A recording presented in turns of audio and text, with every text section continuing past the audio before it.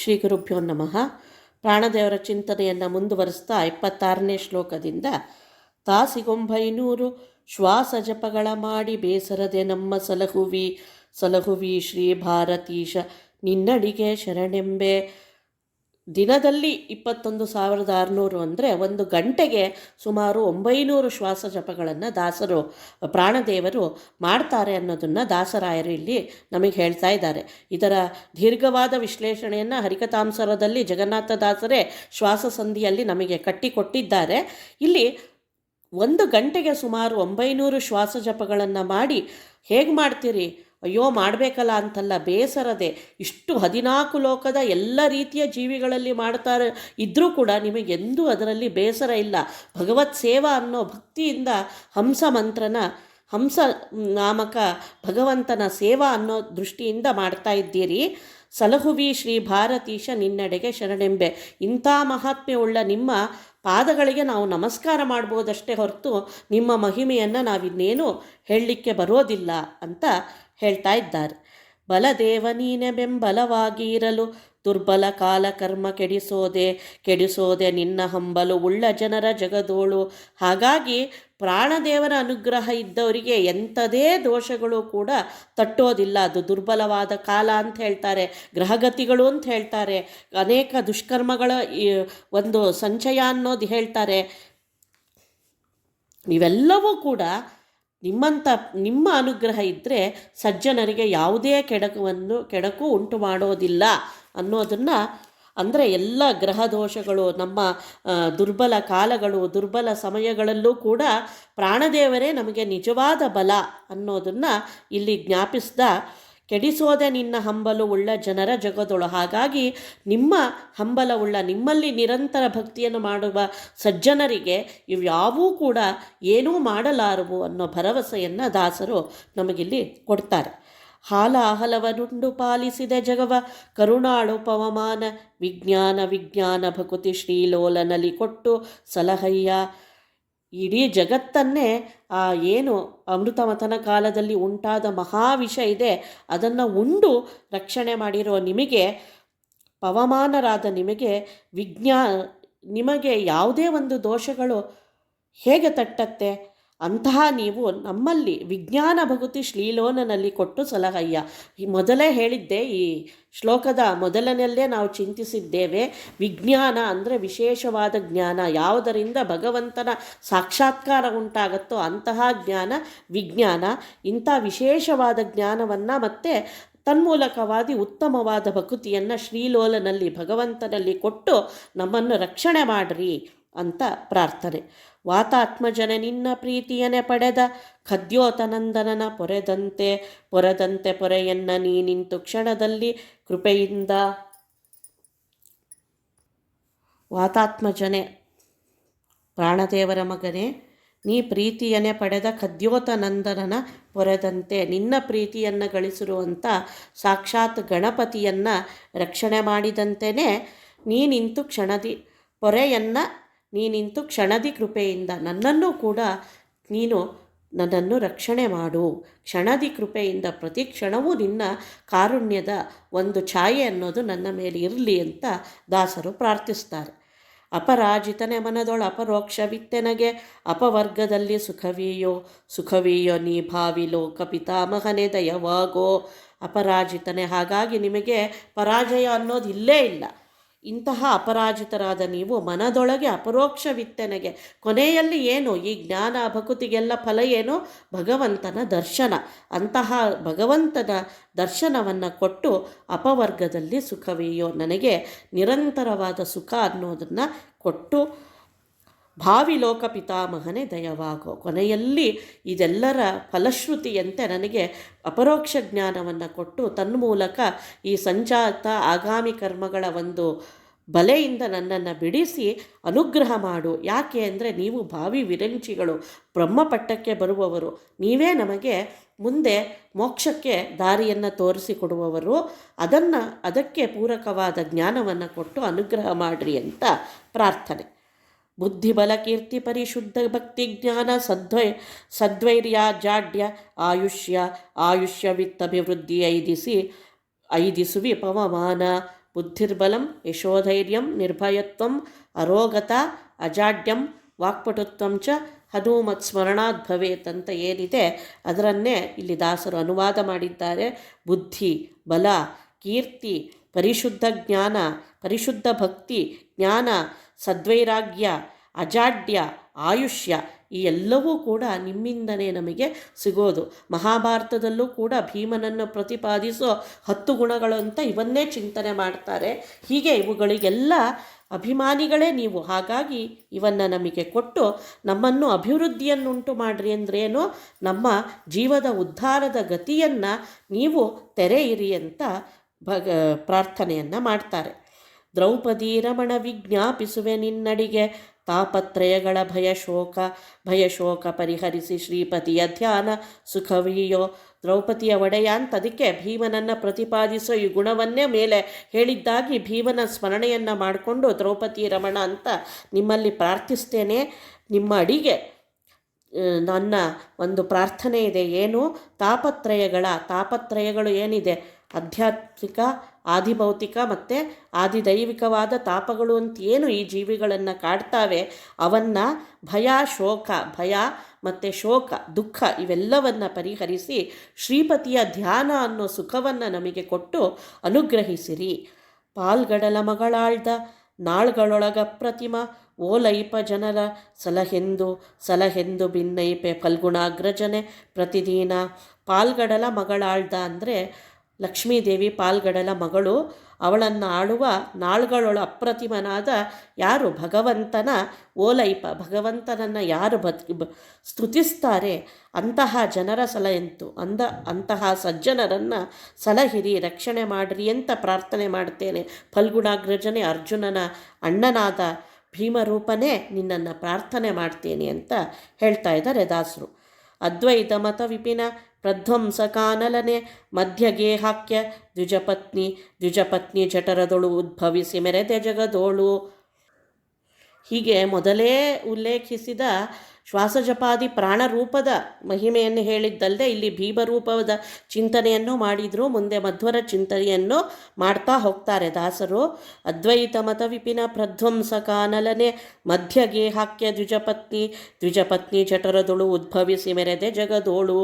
ಭೀಮರೂಪದಲ್ಲೇ ವಸ್ತುತಸ್ತು ಕ್ರೋಧವಶಾದಿ ದೈತ್ಯರ ಜೊತೆ ವಾದ ಮಾಡಿ ಅದ್ವೈತ ಮತವನ್ನು ಅಂದರೆ ಭಗವದ್ನ ದ್ವೇಷಿಗಳ ಒಂದು ನಿರಸನವನ್ನು ಭೀಮಸೇನ ದೇವರು ಮಾಡಿದ್ರೂ ಕೂಡ ಅದನ್ನು ಇನ್ನೂ ಹೆಚ್ಚಾಗಿ ಮಾಡಿ ನಮ್ಮ ಸ್ವಮತ ಸ್ಥಾಪನೆಗಾಗಿ ಮಾಡಿದ ಒಂದು ಬಂದ ರೂಪ ಮಧ್ವರೂಪ, ಅದನ್ನು ಇಲ್ಲಿ ಚಿಂತನೆ ಮಾಡ್ತಾರೆ. ಅದ್ವೈತ ಮತ ವಿಪಿನ ಪ್ರಧ್ವಂಸ ಕಾನಲನೆ, ಅದ್ವೈತ ಮತ ಎಂಬ ಕಾಡಿಗೆ ಅದನ್ನು ದಹಿಸೋ ಒಂದು ಅನಲನಂತೆ ನೀವು ಮಧ್ಯಗೇಹಾಕ್ಯ ದ್ವಿಜಪತ್ನಿ, ಮಧ್ಯಗೇಹ ಭಟ್ಟರು ಅಂದರೆ ಬ್ರಾಹ್ಮಣರ ಅವರ ಪತ್ನಿಯಲ್ಲಿ ಜಠರದೊಳು ಉದ್ಭವಿಸಿ ಅವರಲ್ಲಿ ನೀವು ಹುಟ್ಟಿ ಮೆರೆದ ಜಗದೋಳು, ಇಡೀ ಜಗತ್ತಿನಲ್ಲಿ ಪ್ರಸಿದ್ಧರಾದಿರಿ. ನಡಿಲ್ಲಾಯರ ಪುತ್ರರಾಗಿ, ದಂಪತಿಗಳ ಪುತ್ರರಾಗಿ ಹುಟ್ಟಿ ಇಡೀ ಜಗತ್ತಿನಲ್ಲಿ ಪ್ರಸಿದ್ಧಿಯನ್ನು ಹೊಂದಿದಿರಿ ಅಂತ ಇಲ್ಲಿ ಪ್ರಾರ್ಥನೆ ಮಾಡ್ತಾರೆ. ಮಧ್ವಾಕ್ಯವೆಂಬ ಪ್ರಸಿದ್ಧ ಶ್ರುತಿ ಪ್ರತಿಪಾದ್ಯ ಮಧ್ವ ಮುನಿರಾಯ ತವ ಕೀರ್ತಿವಾಣಿ ರುದ್ರಾದಿಗಳಿಗರಿದು ತುತಿ ಸಲ್ಕೆ. ಮಧ್ವ ಅನ್ನೋ ಹೆಸರಿನಿಂದ ಇಲ್ಲಿದ್ದಷ್ಟೇ ಅಲ್ಲ, ನಿಮ್ಮ ಈ ನಾಮ ಅನ್ನೋದು ವೇದದಲ್ಲಿ ಎಲ್ಲ ಕಡೆ ಬಳಿತ್ತಾದಿ ಸೂಕ್ತಗಳಿಂದ ಪ್ರತಿಪಾದ್ಯವಾದ ಒಂದು ನಾಮ. ಆ ನಾಮದಿಂದಲೇ ಇಲ್ಲಿ ನೀವು ಬಂದು ನಮ್ಮನ್ನು ಉದ್ಧಾರ ಮಾಡಲಿಕ್ಕೆ ಪ್ರಸಿದ್ಧ ಶ್ರುತಿ ಪ್ರತಿಪಾದ್ಯ. ಇಲ್ಲಿ ಯಾರೋ ಮಧ್ಯಗೇಹ ಭಟ್ಟರು ಇಟ್ಟ ಹೆಸರು ವಾಸುದೇವ ಅಂತಷ್ಟೇ, ಆದರೆ ಅವರು ಮುಂದೆ ಮಧ್ವರು ಅಂತಲೇ ಪ್ರಸಿದ್ಧರಾಗಲಿಕ್ಕೆ ಅದು ವೇದದಲ್ಲೇ ಅವರನ್ನು ಹೊಗಳಲ್ಪಟ್ಟ ನಾಮ. ಹೀಗೆ ಶ್ರುತಿ ಪ್ರಸಿದ್ಧವಾದ ನಾಮದಿಂದ ಇಲ್ಲಿ ಬಂದು ತವ ಕೀರ್ತಿ ವಾಣಿ ರುದ್ರಾದಿಗಳಿಗರಿದು ತುತಿಸಲ್ಕೆ. ನೀವು ಮಾಡಿದ ಕಾರ್ಯ, ನಿಮ್ಮ ಕೀರ್ತಿ ಅನ್ನೋದು ರುದ್ರಾದಿಗಳಿಂದನೇ ಸ್ತೋತ್ರಕ್ಕೆ ಅರ್ಹವಾದದ್ದು ಹೊರತು ನಮ್ಮಂಥ ಪಾಮರರು ಹೇಳೋ ಅಂಥದ್ದಲ್ಲ. ಅಂಥ ಪ್ರಸಿದ್ಧ ಮಹಿಮೆಯನ್ನು ಹೊಂದಿರುವ ಮಹಾನುಭಾವರು ನೀವು ಅಂತ ದಾಸರು ಹೇಳ್ತಾರೆ.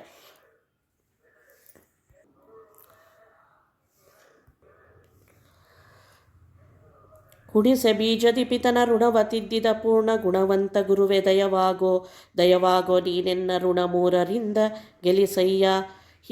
ಇಲ್ಲಿ ಅವರ ಮಧ್ವಗುರುಗಳ ಬಾಲ್ಯದ ಒಂದು ಮಹಿಮೆಯನ್ನು ಸ್ಮರಣೆ ಮಾಡಿಸ್ತಾರೆ ದಾಸರು.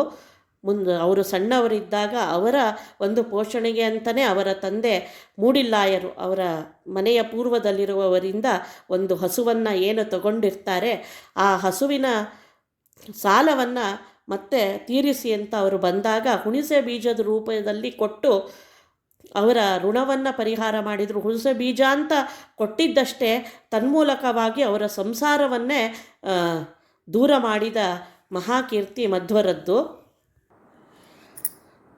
ಮಧ್ವ ವಿಜಯದಲ್ಲಿ ನಾರಾಯಣ ಪಂಡಿತರು ಹೇಳ್ದಂಗೆ ಲೀಲಾಕರೇಣ ಸಕರೇಣ ಸುಕೋಮಲೇನ ಬೀಜಾಂತರಾಣಿ ಕಿಲಕಾನಿಚಿದಾಶು ತಸ್ಮೈ ಸ್ಮಿತ್ವಾರ್ಭಕೋ ಅಭಿಮತ ನಿಷ್ಕಪದೇ ಯದಾದಾತ್ ಆದತ್ತ ತಾನಿ ಧನಿಕೋ ಬಹುಮಾನ ಪೂರ್ವಂ ಅಂತ ಏನು ಅವರ ಒಂದು ಮಹಿಮೆಯನ್ನು ಕೀರ್ತನ ಮಾಡ್ತಾರೆ, ಅದನ್ನು ದಾಸರು ಇಲ್ಲಿ ನಮಗೆ ಸ್ಮರಣೆ ಮಾಡಿಸಿ ತನ್ಮೂಲಕ ನಮಗೇನು ಸಿಗತ್ತೆ ಅಂದರೆ ನಮ್ಮನ್ನು ಋಣ ಮೂರರಿಂದ ಗೆಲ್ಲಿಸಯ್ಯ. ನಮ್ಮ ಪ್ರತಿಯೊಬ್ಬ ಜೀವಿಗೂ 3 ಋಣಗಳಿರುತ್ತೆ, ದೇವಋಣ, ಋಷಿ ಋಣ, ಪಿತೃಋಣ ಅಂತ. ಈ 3 ಋಣಗಳನ್ನು ಒಂದು ಗೆಲ್ಲುವಂಥ ದಾಟುವಂಥ ಒಂದು ಶಕ್ತಿಯನ್ನು ಕೊಡಿ ಅಂತ ಪ್ರಾಣದೇವರನ್ನು ಪ್ರಾರ್ಥನೆ ಮಾಡ್ತಾರೆ. ಯತ್ಯಾಶ್ರಮವಹಿಸಿ ಶುತ್ಯರ್ಥ ಗ್ರಂಥ 37 ರಚಿಸಿ ದಯದಿಂದ ನಿನ್ನವರಿಗಿತ್ತು ಪಾಲಿಸಿದೆ ಕರುಣಾಳು. ಯತ್ಯಾಶ್ರಮವಹಿಸಿ ಶುತ್ಯರ್ಥ ಗ್ರಂಥ 37 ರಚಿಸಿ ದಯದಿಂದ ನಿನ್ನವರಿಗಿತ್ತು ಪಾಲಿಸಿದೆ ಕರುಣಾಳು. ಇಂತಹ ನೀವು ಬಾಲ್ಯದಲ್ಲೇ ಬೇಕಾದಷ್ಟು ಮಹಿಮೆಯನ್ನು ತೋರಿಸಿದ ಮಧ್ವರು ಯತಿ ಆಶ್ರಮವನ್ನು ತೆಗೆದುಕೊಂಡು ಶ್ರುತ್ಯರ್ಥ ಗ್ರಂಥ 37 ರಚಿಸಿ ದಯದಿಂದ 37 ಅನ್ನೋ ಸಂಖ್ಯೆಯನ್ನೇ ನಾವಿಲ್ಲಿ ಇಟ್ಕೋಬೇಕಾಗಿಲ್ಲ. ಶ್ರುತಿಯಲ್ಲಿ ಭಗವಂತನ ಸರ್ವೋತ್ತಮತ್ವವನ್ನು ಪ್ರತಿಪಾದನೆ ಮಾಡಿದ್ದನ್ನು ತೋರಿಸಿಕೊಡ್ಲಿಕ್ಕಾಗಿ ಅನೇಕ ಗ್ರಂಥಗಳನ್ನು ರಚಿಸಿ, ಯಾಕೆಂದರೆ ನಾರಾಯಣ ಪಂಡಿತರೇ ಹೇಳ್ತಾರೆ ತಮ್ಮ ಮಧ್ವವಿಜಯದ 15ನೇ ಸರ್ಗದಲ್ಲಿ, ನಾನಾ ಸುಭಾಷಿತ ಸ್ತೋತ್ರ ಗಾಥಾದಿ ಕೃತಿ ಸತ್ಕೃತಿ ತ್ವಯಿ ರತ್ನಾಕರೇ ರತ್ನ ಶ್ರೇಣಿರ್ವಾ ಗಣಯಂತಿಕೆ. ನೀವು ಆಡಿದ್ದ ಮಾತೆಲ್ಲ ಒಂದೊಂದು ಸುಭಾಷಿತ. ಹಾಗಾಗಿ ನಿಮ್ಮ ಜೀವನದಲ್ಲಿ ನುಡಿದ ಪ್ರತಿಯೊಂದು ನುಡಿಯೂ ಭಗವಂತನ ಪರವಾಗಿ ಇರುವ ಒಂದು ಸ್ತೋತ್ರವೇ. ಹಾಗಾಗಿ ನೀವು ಮಾಡಿದ್ದೆಲ್ಲ ಗ್ರಂಥಗಳೇ, ನಿಮ್ಮ ಜೀವನವೇ ಒಂದು ಗ್ರಂಥ. ಅಂತಹ ನೀವು ದಯದಿಂದ ಯಾಕೆ ಇದನ್ನೆಲ್ಲ ಮಾಡಿದ್ರಿ? ನಿಮಗೆ ಇಷ್ಟೆಲ್ಲ ಮಹಿಮೆ ಇದೆ, ಭಗವಂತನ ಮಹಿಮೆಯನ್ನು ಇಷ್ಟು ರೂಪದಲ್ಲಿ ನೀವು ಉಪಾಸನೆ ಮಾಡ್ತಿದ್ರು. ನಮ್ಮ ಉದ್ಧಾರಕ್ಕಾಗಿ ಇಲ್ಲಿ ಇಳಿದು ಬಂದು ಒಂದಿಷ್ಟು ಗ್ರಂಥಗಳನ್ನು ರಚಿಸಿ ಭಗವಂತನ ಚಿಂತನೆಯನ್ನು ನಮಗೆ ಕೊಟ್ಟು ಪಾಲಿಸಿದಿರಿ. ಕರುಣೆಯಿಂದ ನಮ್ಮ ಮೇಲೆ ನೀವು ಇದನ್ನೆಲ್ಲ ಮಾಡಿದಿರಿ ಅಂತ ನಿನ್ನವರಿಗಿತ್ತು ಪಾಲಿಸಿದೆ. ಸಜ್ಜನರ ಉದ್ಧಾರಕ್ಕಾಗಿ, ಸಜ್ಜನರ ಜ್ಞಾನವನ್ನು ಉದ್ಧರಿಸಲಿಕ್ಕಾಗಿ ಈ ಕೆಲಸವನ್ನು ನೀವು ಮಾಡಿದ್ರಿ ಅಂತ ಅವರನ್ನು ಸ್ಮರಣೆ ಮಾಡ್ತಾರೆ. ನಾಮತ್ರಯಾಂಕಿತ ಸುಧೀಮಂತ ಕುಲಗುರುವೇ ಶ್ರೀಮದಾಚಾರ್ಯ ಗುರುವರ್ಯ ಧರ್ಮಾರ್ಥ ಕಾಮ ಮೋಕ್ಷದನೆ ದಯವಾಗೋ. ನಾಮತ್ರಯಾಂಕಿತ ಅಂದರೆ ಅನುಭವಿ ಮಧ್ವ ರೂಪವೂ ಇರ್ಬೋದು, ಮಧ್ವರಾಗಿಯೇ ಪೂರ್ಣಪ್ರಜ್ಞರು, ಆನಂದ ತೀರ್ಥರು ಮತ್ತು ಮಧ್ವರು ಅನ್ನೋ 3 ಹೆಸರಿನಿಂದ ಪ್ರಸಿದ್ಧವಾದವರು ಅಂತಲೂ ತಗೊಳ್ಬೋದು. ಸುಧೀಮಂತ ಕುಲಗುರುವೇ, ಇಂಥ ಮಹಾಪರಂಪರೆಯ ಇಲ್ಲಿ ಬಂದ ಮಹಾನ್ ಗುರುಗಳೇ, ಶ್ರೀಮದಾಚಾರ್ಯರೇ, ಗುರುವರ್ಯರೇ, ಗುರುಕುಲೋತ್ತಂಸರೇ, ನಿಮ್ಮನ್ನು ಧರ್ಮಾರ್ಥ ಮೋಕ್ಷ ಪ್ರದನೆ ದಯವಾಗೋ. ಧರ್ಮ ಅರ್ಥ ಕಾಮ ಮೋಕ್ಷ ಇದು 4 ಕೂಡ ನಿಮ್ಮ ಗ್ರಂಥಗಳ ಅನುಸಂಧಾನದಿಂದಲೇ ನಮಗೆ ಸಿಗ್ತದೆ. ಅಂತಹ ಎಲ್ಲವನ್ನೂ ನಮಗೆ ಕೊಟ್ಟು ಕಲ್ಪತರುವಿನಂತೆ ಇರುವ ನೀವು ನಮ್ಮನ್ನು ರಕ್ಷಣೆ ಮಾಡಿರಿ, ನಮ್ಮ ಮೇಲೆ ದಯೆಯನ್ನು ತೋರಿಸಿರಿ ಅಂತ ಪ್ರಾರ್ಥನೆ. ಈ ಚರಾಚರದೊಳು ಅನಾಚಾರದಲ್ಲಿ ನಡೆವ ಇನ್ನೊಂದು ಶ್ಲೋಕ ಬಿಟ್ಟಿತ್ತು. 37 ಕುಮತ ಘೋರ ಅರಣ್ಯ ಪಾವಕ ಸಮೀರಾವತಾರ ಗಂಭೀರ ತತ್ಪದಾಂಬೋರುಹಧ್ಯಾನ ಕರುಣಿಸೋ. 37 ಕುಮತ 21 ಕುಮತಗಳ ಘೋರಾರಣ್ಯಕ್ಕೆ ಪಾವಕರಂತೆ. 21 ದುರ್ಮತಗಳು ಅಂತ ಏನು ಇಲ್ಲಿ ಬಂದು ಭಗವಂತನ ಗುಣಚಿಂತನೆಯನ್ನು ನಮ್ಮಿಂದ ದೂರ ಮಾಡಿದವೋ ಅಂಥ ಘೋರವಾದ ಅರಣ್ಯಕ್ಕೆ ಅಗ್ನಿಯಂತೆ ನೀವು ಬಂದು ಸಮೀರ ಅವತಾರರಾದ ಪ್ರಾಣದೇವರಾದ ನೀವು ಗಂಭೀರ ಅಂದರೆ ಜ್ಞಾನಿವರೇಣ್ಯರಾದ ನೀವು ತ್ವತ್ಪದಾಂಬೋರುಹ ಧ್ಯಾನ ಕರುಣಿಸೋ. ಇಂತಹ ಉಪಕಾರವನ್ನು ಮಾಡಿದ ನೀವು ನಿಮ್ಮ ಧ್ಯಾನವನ್ನು, ನಿಮ್ಮ ಚಿಂತನೆಯನ್ನು ನಮಗೆ ಎಲ್ಲ ಕಾಲದಲ್ಲೂ ಮಾಡುವ ಶಕ್ತಿಯನ್ನು ಕರುಣೆ ಮಾಡಿ. ಈ ಚರಾಚರದೊಳು ಅನಾಚಾರದಲ್ಲಿ ನಡೆವ ನೀಚ ಮಾಯಿಗಳ ಗೆಲಿದಿರ್ಪ ಶ್ರೀಮದಾಚಾರ್ಯರಡಿಗಳಿಗೆ ಶರಣೆಂಬೆ. ಈ ಚರಾಚರ ಪ್ರಪಂಚದಲ್ಲಿ ಅನಾಚಾರದಲ್ಲಿ ನಡೆವ ನೀಚ ಮಾಯಿಗಳ ಗೆಲಿದಿರ್ಪ. ಅನಾಚಾರದಲ್ಲಿ ಅಂದರೆ ವಿಷ್ಣು ಸರ್ವೋತ್ತಮತ್ವ ಜ್ಞಾನಕ್ಕೆ ಪ್ರತಿಬಂಧಕವಾದ ಅನೇಕ ಕ್ರಿಯೆಗಳನ್ನು ನಡೆಸುವ ನೀಚ ಮಾಯಿಗಳ ಅಜ್ಞಾನಿಗಳ ಗೆಲಿದು ಅವರನ್ನು ಸೋಲಿಸಿ ಗೆಲಿದಿರ್ಪ ಶ್ರೀಮದಾಚಾರ್ಯರಡಿಗಳಿಗೆ ಶರಣೆಂಬೆ. ಅವರನ್ನು ಸೋಲಿಸಿದ್ಯಾತಕ್ಕಾಗಿ, ಅವರನ್ನು ಸೋಲಿಸಬೇಕು ಅಂತಲ್ಲ, ಅವರಿಂದ ಹರಡುತ್ತಿರೋ ಅಜ್ಞಾನವನ್ನು ತಡಿಲಿಕ್ಕಾಗಿ, ಆ ಅಜ್ಞಾನವನ್ನು ತಡೆದು ಸಜ್ಜನರನ್ನು ಉದ್ಧಾರ ಮಾಡಲಿಕ್ಕಾಗಿ ಅವರನ್ನು ಗೆದ್ದಿದ್ದು ಹೊರತು ಅವರನ್ನು ಸೋಲಿಸಿ ಪ್ರಾಣದೇವರಿಗೇನು ಆಗಬೇಕಾಗಿಲ್ಲ. ಯಾಕೆಂದರೆ ಒಳಗಿದ್ದು ಶ್ವಾಸ ನಿಯಮವನ್ನೇ ಮಾಡುವವರಿಗೆ ಹೊರಗಿಂದ ಯಾವುದೋ ಜೀವಿಯನ್ನು ನಿರಸನ ಮಾಡಬೇಕಾದ ಅವಶ್ಯಕತೆಯೇ ಇಲ್ಲ. ಆದರೆ ಅಜ್ಞಾನ ಅನ್ನೋದು ಮಹಾ ದೊಡ್ಡ ಶತ್ರು. ಅದನ್ನು ದೂರ ಮಾಡಲಿಕ್ಕೆ ಸರಿಯಾದ ಜ್ಞಾನದಿಂದ ಸಜ್ಜನರನ್ನು ವಂಚಿತರಾಗಿಸದೇ ಇರಲಿಕ್ಕೆ ಇಲ್ಲಿ ಅವತಾರ ಮಾಡಿದ ಮಧ್ವಗುರುಗಳೇ ನಿಮ್ಮ ಪಾದಾರವಿಂದಗಳಿಗೆ ನಮಸ್ಕಾರ ಅಂತ ದಾಸರು ಪ್ರಾರ್ಥಿಸ್ತಾರೆ. ನಿನಗಿಂದಧಿಕರಾದ ಅನಿಮಿತ್ತ ಬಾಂಧವರು ಎನಗಿಲ್ಲ ಶ್ರೀಮಧ್ವ ಮುನಿರಾಯನಿರಲು ಯೋಚನೆ ಯಾಕೆ ಜಗದಿ ನಮಗಿನ್ನು. ಅನಿಮಿತ್ತ ಬಂಧುವೆ, ಭಗವಂತನ ಬಿಟ್ಟರೆ ಅನಿಮಿತ್ತವಾಗಿ ನಮಗೆ ಉಪಕಾರ ಮಾಡ್ತಿರೋರು ಅಂದರೆ ಪ್ರಾಣದೇವರೊಬ್ಬರೇ. ಸದಾ ಕಾಲದಲ್ಲಿ ಈ ಜೀವನನ್ನು ಬಿಡದೆ ಅವರ ಸ್ವರೂಪ ದೇಹದಲ್ಲೇ ಇದ್ದು ಶ್ವಾಸ ಜಪಾದಿ ಕ್ರಿಯೆಗಳನ್ನು ಮಾಡಿಸಿ ಈ ಜೀವನನ್ನು ಅವನ ಗತಿಯಗೆ ತಲುಪಿಸೋ ಅಂಥ ಮಹಾ ಸಾಮರ್ಥ್ಯ ಉಳ್ಳವರು ಅವರೇ ನಮಗೆ ಅನಿಮಿತ್ತ ಬಂಧು, ಇನ್ಯಾರೂ ಅಲ್ಲ. ಅಂತಹ ಅನಿಮಿತ್ತ ಬಂಧುವಾದ ಮಧ್ವರೇ, ನಿಮ್ಮನ್ನು ಬಿಟ್ಟು ನಮಗೆ ಯಾರೂ ಬಂಧುಗಳಿಲ್ಲ. ಯೋಚನೆ ಯಾಕೆ ಜಗದಿ ನಮಗಿನ್ನು. ನಿಮ್ಮನ್ನು ನಂಬಿದ ಮೇಲೆ ನಮಗೆ ಇನ್ನು ಯಾವ ಯೋಚನೆ ಇದೆ ಅಂದರೆ ಸುಜನರಿಗೆಲ್ಲ ಒಂದು ಭರವಸೆ ಅಂದರೆ ಮಧ್ವ ಗುರುಗಳು ಅವರಿದ್ದಾಗ ನಮಗೆ ಇನ್ಯಾತರ ಭಯವೂ ಬೇಡ. ಮಧ್ವರಾಯರ ಕರ್ಣ ಪಡೆಯದವ ಧರೆಯೊಳಗೆ ಇದ್ದರೇನು ಇಲ್ಲದಿದ್ದರೇನು ಅಂತ ಹೇಳ್ದಂಗೆ ಮಧ್ವರಾಯರ ಕರುಣೆಯನ್ನು ಸಂಪಾದನೆ ಮಾಡಿದ ಮೇಲೆ ನಮಗಿನ್ಯಾವುದೇ ಭಯ ಅನ್ನೋದು ಕಾಡೋದಿಲ್ಲ ಅನ್ನೋದನ್ನು ಹೇಳ್ತಾರೆ. ಶ್ರೀಮತ್ ಸಮಸ್ತ ಗುಣಧಾಮ ವಿಷ್ಣೋರಂಗ್ರಿ ತಾಮರಸ ಮಧುಪ ಭವತಾಪ ಗುರು ಸಾರ್ವಭೌಮ ಪರಿಹರಿಸಿ ಸಲಹಯ್ಯ. ಶ್ರೀಮತ್ ಸಮಸ್ತ ಗುಣಧಾಮ ವಿಷ್ಣೋ ಅಂಗ್ರಿ ತಾಮರಸ ಮಧುಪ. ಶ್ರೀಮತ್ ಸಮಸ್ತ ಷಡ್ಗುಣೈಶ್ವರ್ಯಾದಿ ಸಂಪನ್ನನಾದ ಭಗವಂತ ವಿಷ್ಣುವಿನ ಅಂಗ್ರಿ ತಾಮರಸ, ಅವನ ಪಾದ ಕಮಲಗಳ ಮಧುವಿನಂತೆ ಅವರ ಗುಣ ಅನುಸಂಧಾನವನ್ನು ನಿರಂತರವಾಗಿ ಮಾಡುವ ಸಾಮರ್ಥ್ಯ ಇರುವ ನಮ್ಮ ಭವತಾಪವನ್ನು ಪರಿಹಾರ ಮಾಡುವ ಪ್ರಾಣದೇವರೇ ಗುರುಗಳೇ, ನಮ್ಮ ಭವತಾಪವನ್ನು ಪರಿಹಾರ ಮಾಡಿ ನಮ್ಮನ್ನು ಉದ್ಧರಿಸಿ. ಇದನ್ನೇ ತ್ರಿವಿಕ್ರಮ ಪಂಡಿತರು ಕೂಡ ವಾಯುಸ್ತುತಿಯ ಮೊದಲಲ್ಲಿ ಪ್ರಾರ್ಥನೆ ಮಾಡಿರೋದು. ಶ್ರೀಮದ್ ವಿಷ್ಣಂಗ್ರಿ ನಿಷ್ಠ ಅತಿಗುಣ ಗುರುತಮ ಶ್ರೀಮದಾನಂದ ತೀರ್ಥ ತ್ರೈಲೋಕ್ಯಾಚಾರ್ಯ ಅಂತಲೇ ಅವರನ್ನು ಮೊದಲು ಸಂಬೋಧನೆ ಮಾಡಿದ್ದಾರೆ.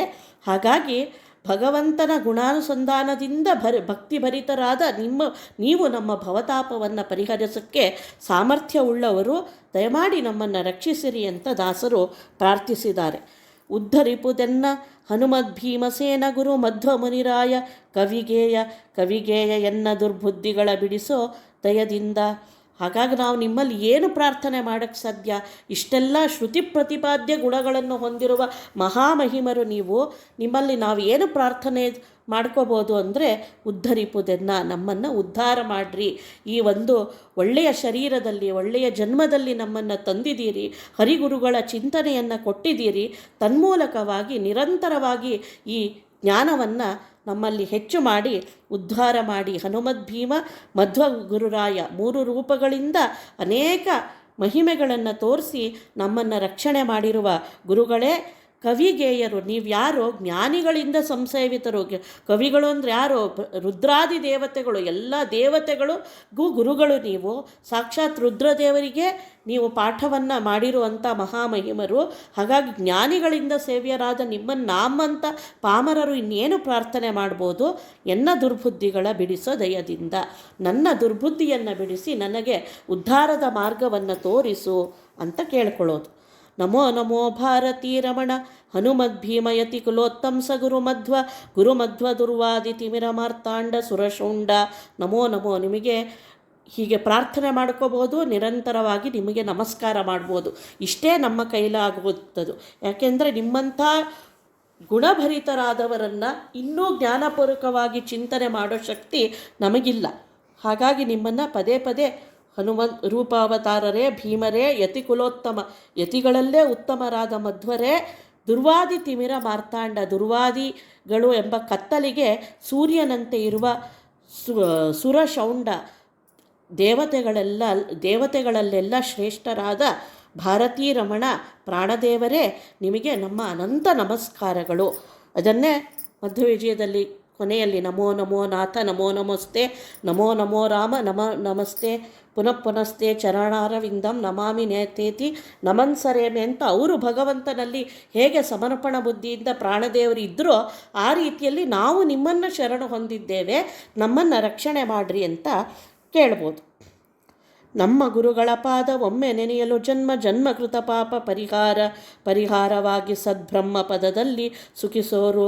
ಇಂಥ ಗುರುಗಳ ಪಾದವನ್ನು ಒಮ್ಮೆ ಸ್ಮರಣೆ ಮಾಡಿದರೂ ಸಾಕು, ನಮ್ಮ ಜನ್ಮದ ಪಾಪಗಳೆಲ್ಲ ಪರಿಹಾರ ಆಗಿ ಸದ್ಬ್ರಹ್ಮ ಪದದಲ್ಲಿ ಸುಖಿಸೋರು.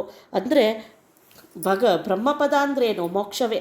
ನಮಗೆ ಮೋಕ್ಷ ಸುಖ ಅನ್ನೋದು ತಾನಾಗೆ ಒಲಿಯತ್ತೆ. ಅಂಥ ಮಹಾಮಹಿಮರು ಈ ಗುರುಗಳು ಅಂತ ಈ ಸಮಯದಲ್ಲಿ ಚಿಂತನೆ. ಅದಕ್ಕೆ ವಾಯುಸ್ತುತಿಯಲ್ಲೂ ಪ್ರಾರ್ಥನೆ, ಜನ್ಮಾದಿವ್ಯಾದ್ಯುಪಾದಿ ಪ್ರತಿಹತಿ ವಿರಹ ಪ್ರಾಪಕಾಣಾಂ ಗುಣಾನಾಂ ಅಗ್ರ್ಯಾಣಾಂ ಅರ್ಪಕಾಣಾಂ ಚಿರಮುದಿತ ಚಿದಾನಂದ ಸಂದೋಹದಾನಾಂ ಏತೇಷಾಂ. ಹೀಗೆ ವಾಯು ಹನುಮದ್ಭೀಮರಾಯರ ಸ್ತೋತ್ರ, ರಾಯಮಧ್ವರ ಸ್ತೋತ್ರ, ಬಾಯೊಳುಳ್ಳವಗೆ ಜನ್ಮಾದಿ ರೋಗ ಭಯವೀಯನೆಂದೆಂದು ಭಗವಂತ. ಹಾಗಾಗಿ ಇಂತಹ ಮಹಾಮಹಿಮರ ಸ್ತೋತ್ರ ಅನ್ನೋದು ನಮ್ಮ ಬಾಯಲ್ಲಿ ನಿರಂತರವಾಗಿ ಇರುವಾಗ ನಮಗೆ ಜನ್ಮದಿಂದ ಹಿಡಿದು ಜನ್ಮವೇ ಮೊದಲುಗೊಂಡು ಎಂತಹ ರೋಗಗಳು ಕೂಡ ಭಯಗಳೂ ಕೂಡ ಎಂದೆಂದೂ ನಮ್ಮನ್ನು ಕಾಡದಿದ್ದಂತೆ ಭಗವಂತ ನಮ್ಮ ರಕ್ಷಣೆ ಮಾಡ್ತಾರೆ ಅಂತ ಚಿಂತನೆ. ಮಾತರಿಶ್ವನೆಯನ್ನ ಮಾತಲಾಲಿಸಿ ಜಗನ್ನಾಥ ವಿಠಲನ ಮನದಲ್ಲಿ ತೋರಿ ಭವಭೀತಿ ಬಿಡಿಸಯ್ಯ ಭವ್ಯಾತ್ಮ. ಇಂತಹ ಮಾತರಿಶ್ವನೇ, ಮಾತಲಾಲಿಸಿ ನನ್ನ ಮಾತನ್ನು ದಯವಿಟ್ಟು ಕೇಳಿ ಜಗನ್ನಾಥ ವಿಠಲನ ಮನದಲ್ಲಿ, ಕೊನೆಯಲ್ಲಿ ಭಗವಂತನನ್ನು ನನ್ನ ಮನದಲ್ಲಿ ತೋರಿಸಿ ಭವಭೀತಿ ಬಿಡಿಸಯ್ಯ. ತನ್ಮೂಲಕ ಈ ಸಂಸಾರವೆಂಬ ಭಯದಿಂದ ನನ್ನನ್ನು ರಕ್ಷಣೆ ಮಾಡಿ ಉದ್ಧಾರ ಮಾಡು ಭವ್ಯಾತ್ಮನೇ, ಜ್ಞಾನಿಯೇ ಅಂತ ದಾಸರಾಯರು ಪ್ರಾಣದೇವರನ್ನು ಅನನ್ಯವಾಗಿ ಪ್ರಾರ್ಥಿಸಿ ಈ ಸ್ತೋತ್ರವನ್ನು ಸಮರ್ಪಣೆ ಮಾಡ್ತಾರೆ. ಶ್ರುತಿಸ್ಮೃತಿಗಳಲ್ಲಿ ನಿರಂತರವಾಗಿ ಭಗವಂತನ ಗುಣಚಿಂತನೆಯಲ್ಲಿ ನಿರಂತರವಾಗಿ ಸಂಚಾರ ಮಾಡ್ತಿರೋ ಮಹಾಮಹಿಮರಾದ್ದರಿಂದಲೇ ಮಾತರಿಶ್ವರು. ಅದಕ್ಕೆ ಭಗವಂತನನ್ನೇ ಶ್ರೀ ಮಧ್ವಚಿತ್ತ ಮಂದಿರ ಅಂತ ಮೋಹನದಾಸರು ಸ್ಮರಣೆ ಮಾಡ್ತಾರೆ. ಹೀಗೆ ನಿರಂತರ ಭಗವಂತನ ಗುಣಗಳಲ್ಲಿ ಮುಳುಗೇಳುವ ಸಾಮರ್ಥ್ಯ ಹೊಂದಿರುವ ಮಾತರಿಶ್ವರೂಪ ರಾದ ಪ್ರಾಣದೇವರೇ, ನಮ್ಮ ಮನಸ್ಸಿನಲ್ಲಿ ಭಗವಂತನನ್ನು ನಿಲ್ಲಿಸಿ ಅನ್ನೋ ಸತ್ಪ್ರಾರ್ಥನೆಯೊಂದಿಗೆ ದಾಸರು ಈ ಶ್ಲೋಕವನ್ನು ಪ್ರಾಣದೇವರಿಗೆ ಸಮರ್ಪಣೆ ಮಾಡ್ತಾ ಇದ್ದಾರೆ. ಶ್ರೀಕೃಷ್ಣಾರ್ಪಣಮಸ್ತು.